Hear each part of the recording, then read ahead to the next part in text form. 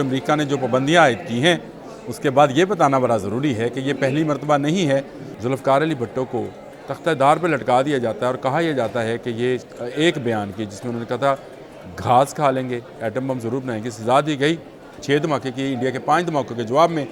اور پاکستان ڈکلیئرڈ ایٹمی قوت بن گیا۔ تو آپ کو سینکشنز لگیں گی، آپ کو پابندیاں لگ جائیں گی، جہاں آپ کو اتنی امداد دی جاتی ہے، آپ کا قرضہ معاف کر دیا جاتا ہے، لیکن نواز شریف اور پاک فوج نہ جھکی نہ بکی۔ ایک کردار ہے ڈاکٹر عبدالقدیر خان کا، 2004 میں ان پر الزام عائد کیا گیا کہ انہوں نے رنگز جو ہیں وہ بھجوائے ہیں شمالی کوریا میں، لیکن شمالی کوریا نے جب میزائل کا تجربہ کیا تب دنیا کی آنکھیں کھلیں کہ یہ ٹیکنالوجی کب ٹرانسفر ہوئی۔ یہ بیلسٹک میزائل ہی وہ اصل ہدف ہے جن کی وجہ سے ڈھونڈتے پھرتے ہیں، سونگتے پھرتے ہیں کہ کون ہے جو پاکستان کو یہ میزائل ٹیکنالوجی دے رہا ہے۔ بسم اللہ الرحمن الرحیم، السلام علیکم۔ بولتے کالم کے ساتھ میں عامر رضا خان۔ اور امریکہ نے جو پابندیاں عائد کی ہیں اس کے بعد یہ بتانا بڑا ضروری ہے کہ یہ پہلی مرتبہ نہیں ہے، اور یہ بتانا بھی ضروری ہے کہ ایسی پرسرار شخصیات موجود ہیں جنہوں نے اسلامی جمہوریہ پاکستان کو ایٹمی اسلامی جمہوریہ پاکستان بنایا۔ جی ہاں، یہ وہ پرسرار شخصیات ہیں جن کے لیے دنیا بھر کی ایجنسیاں، جس میں را، خاد، موساد، MI6 ساری آپ جن ممالک کو جانتے ہیں جو پاکستان کے مخالف ہیں یا پاکستان کے ساتھ بھی ہیں، تب بھی ان کو لیے یہ ایٹمی پروگرام جو ہے ان کی آنکھوں میں کھٹکتا ہے، اور یہ جو لوگ ہیں ہمیشہ اس کے پیچھے پڑے رہتے ہیں۔ آج بھی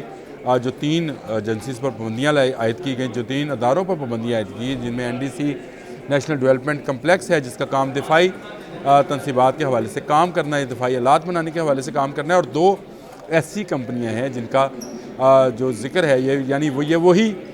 گمنام لوگ ہیں جو پاکستان کی خدمت اور پاکستان کے دفاعی خدمت کرنے میں پیش رہتے ہیں، جن میں سے ایک ادارہ جو تھا اختر اینڈ سن،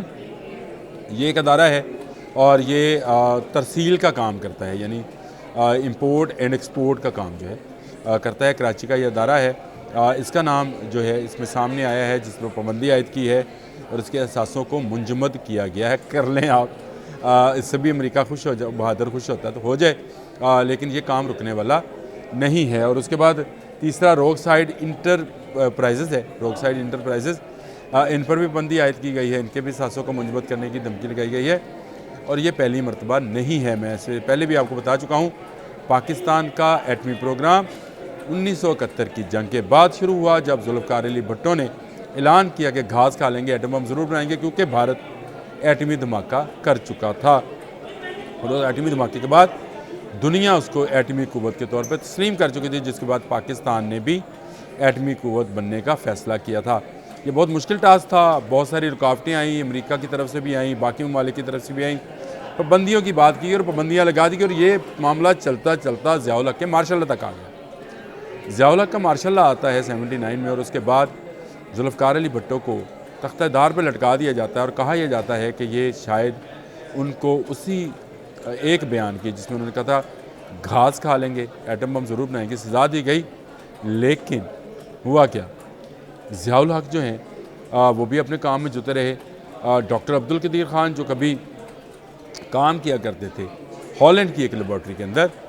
وہ پاکستان آئے تھے بھٹو دور میں، ان کو نہ ہٹایا گیا، اور ان کی لیبارٹری کو جو ضروری چیزیں دستیاب تھیں وہ دی گئیں، اور اس کے پیچھے ہماری پاک فوج جو ہے وہ کھڑی رہی اس پروگرام کے پیچھے۔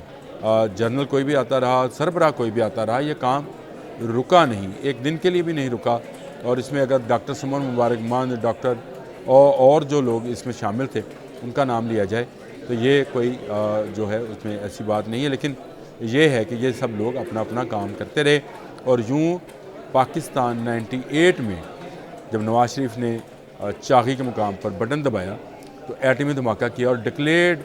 پہلی اسلامی ایٹمی قوت بن کر ابھرا۔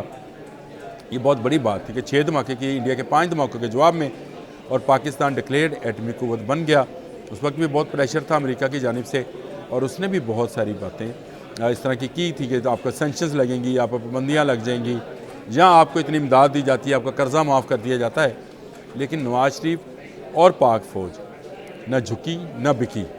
اور ایٹمی دھماکے کر ایٹمی قوت بن گئی، اس میں ہمارے دوست ملک چین اور سعودی عرب کا بہت کردار ہے۔ آپ سوچ رہے ہوں گے کہ میں نے کون سی لمبی رام کہانی شروع کر دی۔ کوئی رام کہانی نہیں ہے، ایک کردار ہے ڈاکٹر عبدالقدیر خان کا، جو ہمیشہ سے جو ہے پاکستانیوں کے لیے ادب کی جگہ پر رہے، لیکن 2004 میں ان پر الزام عائد کیا گیا کہ انہوں نے رنگز جو ہیں وہ بھجوائے ہیں شمالی کوریا میں۔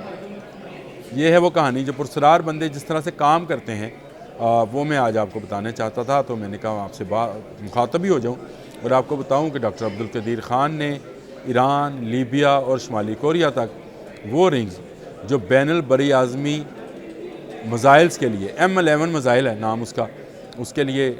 چاہیے ہوتی ہیں، یہ اجزاء ہیں جو چاہیے ہوتے ہیں، ان پر یہ الزام تھا کہ انہوں نے یہ رنگز جو ہیں وہ شمالی کوریا بھجوائے۔ لے جانے والے بھی جو تھے وہ بھی خفیہ ہوں گے اور جنہوں نے وصول کیا وہ بھی خفیہ ہوں گے، لیکن شمالی کوریا نے جب بین البری اعظمی میزائل کا تجربہ کیا تب دنیا کی آنکھیں کھلیں کہ یہ ٹیکنالوجی کب ٹرانسفر ہوئی۔ اب کچھ نہ ملا تو انہوں نے ڈاکٹر عبدالقدیر خان پہ الزام لگا دیا، حکومتی دباؤ آیا، ڈاکٹر عبدالقدیر خان سے ٹیلی ویژن پہ لے لیا گیا ایک پیغام کہ میں اس میں ملوث نہیں ہوں، میں ملوث ہوں، انہوں نے کہا میں ملوث ہوں، جس کا مقصد یہ تھا کہ وہ لوگ، وہ پرسرار بندے، وہ خفیہ بندے جو ہر وقت ہمہ وقت پاکستان کی حفاظت کے لیے سرگردہ رہتے ہیں، چاہے وہ سرحدوں پہ ہوئے، نظریاتی سرحدوں پہ ہوئے، یا پاکستان کی وہ انڈر ورلڈ جو اس کو ختم کرنا چاہتا ہے اس والی سرحدوں پر ہوں، وہ ہر وقت کام کرتے رہتے ہیں۔ ڈاکٹر عبدالقدیر خان کا بڑا پن اور ڈاکٹر عبدالقدیر خان کی عزت اس لیے بھی ہے کہ انہوں نے یہ سارا الزام اپنے سر لے لیا، اور وہ بعد میں انہوں نے جب یہ معاملہ سارا ٹھنڈا ہوا تو اس کی تردید بھی کی کہ انہوں نے ایسا نہیں کیا، لیکن بین البری اعظمی میزائل تو بن گئے، اور اگر بین البری اعظمی میزائل وہاں بن گئے شمالی کوریا میں تو جنہوں نے یہ پرزے پچائے ہوں گے کیا انہوں نے نہیں بنائے ہوں گے؟ یہ بلاسٹک میزائل ہی وہ اصل ہدف ہے جن کی وجہ سے ڈھونڈتے پھرتے ہیں، سونگتے پھرتے ہیں کہ کون ہے جو پاکستان کو یہ میزائل ٹیکنالوجی دے رہا ہے۔ کوئی نہیں ہے، پاکستان کے سائنٹسٹ نے یہ ساری میزائل ٹیکنالوجی یہاں خود ڈیولپ کی ہے۔ ہاں، دوست ملکوں کا سہارا یا دوست ملکوں کا تعاون جو ہے وہ ضرور لیا جاتا ہے، لیکن پاکستان میزائل ٹیکنالوجی میں اب بہت آگے نکل گیا ہے، بین البری اعظمی میزائل اس کے پاس ہیں، اور یہی اب امریکہ کو کھٹکتا ہے کہ پوری اسلامی دنیا میں ایک ہی ملک ہے جو نہ صرف ایٹم بم کا حامل ہے بلکہ ایٹمی میزائل بھی بنا چکا ہے، جو کہ بین البری اعظمی ہے۔ یہاں سے اگر چاہیں تو دنیا کے جس بر اعظم میں، جس ملک میں، جس ہدف کو بھی چاہیں نشانہ بنا سکتے ہیں، اور اس میں سیکنڈز لگیں گے۔ یہ وہ خطرہ ہے جس کو سونگتے سونگتے وہ یہاں تک آیا۔ اب آپ مجھ سے پوچھیں گے پرسرار بندے کس طرح کے ہوتے ہیں؟ سیٹھ عابد کی طرح کے ہوتے ہیں۔ سیٹھ عابد ایک کردار ہے، قصور سے لاہور آئے، ایک بڑی منڈی میں معمولی نوید کا کام شروع کیا، اور اس کے بعد انہوں نے جو ہے اپنا ہاتھ یا پاؤں رکھا، کیا کہیں گے اس کو، سمگلنگ میں رکھا، اور گولڈ کنگ کے نام سے مشہور ہوئے، سونے کی سمگلنگ میں ملوث تھے۔ ساری دنیا حیران تھی کہ ایک دم سے ان کے پاس دولت کیسے آئی، لیکن اس کے ساتھ ساتھ وہ پاکستان کی خدمت کرتے رہے۔ جی ہاں، پاکستان کے لیے جتنی ایٹمی تنصیباتی پرزے تھے ان کو لانے والے سیٹھ عابد تھے، اور یہ جس طرح سے آئے، جس طرح سے اس کا روٹ بنایا گیا، کہاں یہ خریدے گئے انڈر ورلڈ کے اندر، کیسے اس کو سوئٹزرلینڈ پہنچایا گیا، سوئٹزرلینڈ سے روٹ جو ہے وہ نیدرلینڈ تک گیا، نیدرلینڈ سے روٹ جو ہے وہ دبئی تک گیا، راستے میں یہ کہیں اور بھی رکتے رہے، ایک ملکوں کے جن کو میں نام نہیں بتانا چاہتا، دوست ملکوں میں، وہاں پہ رکتے رہے۔ لہٰذا جو سامان آ رہا تھا اس سامان سے سامان تو نہیں تھا اس کے اندر، لیکن اس سامان کے اب کیا اس کو کہیں گے، اندر جو ہے وہ سامان تھا جس نے پاکستان کو ایٹمی قوت بننے میں مدد دی۔ تو سیٹھ عابد جیسے لوگ اس وقت بھی تھے، آج بھی ہیں۔ یہ جو 3 کمپنیز پر آپ نے پابندیاں عائد کی ہیں، تو کیا اس سے پاکستان کی میزائل ٹیکنالوجی، پاکستان کا ایٹمی قوت ہونے کو آپ انکار کر سکتے ہیں؟ کوئی انکار نہیں کر سکتا۔ پاکستان ایک ایٹمی قوت ہے، یہ اب حقیقت ہے، اور پاکستان نے اس میں مزید جو ہے ترقی کی ہے، اور میری نہیں، ایجنسیز کی رپورٹ ہے، جو باہر کی ایجنسیز ہیں ان کی رپورٹ ہے کہ پاکستان دنیا کا سب سے چھوٹا ایٹم بم بنانے میں کامیاب ہو چکا ہے، جو کہ ایک بریف کیس میں آئے گا اور بڑی تباہی پھیلائے گا۔ تو اس طرح کی چیزیں جو ہیں پاکستانی سائنٹسٹ کرتے رہتے ہیں اور پاکستانی سائنٹسٹ کرتے رہیں گے، لیکن وہ پرسرار بندے جن کے بارے میں علامہ اقبال نے کہا تھا، غازی تیرے پرسرار بندے جنہیں تو نے بخشا ہے ذوق آگاہی، دونوں میں ان کی ٹھوکر سے صحرا و دریا، پہاڑ ان کی ہیبت سے سمٹ کر رائی۔ آج سپر پاور ہے امریکہ، خوف کے مارے تھر تھر تھر تھر تھر تھر تھر تھر کانپ رہا ہے، جی ہاں، اور اسی لیے پابندیاں عائد کر رہا ہے۔ آپ جتنی پابندیاں لگاؤ گے، اور وہ اقبال نے ہی کہا تھا، اسلام میں اللہ نے لچک رکھی ہے، اتنا ہی ابھرے گا جتنا اس کو دباؤ گے۔ اسلامی جمہوریہ پاکستان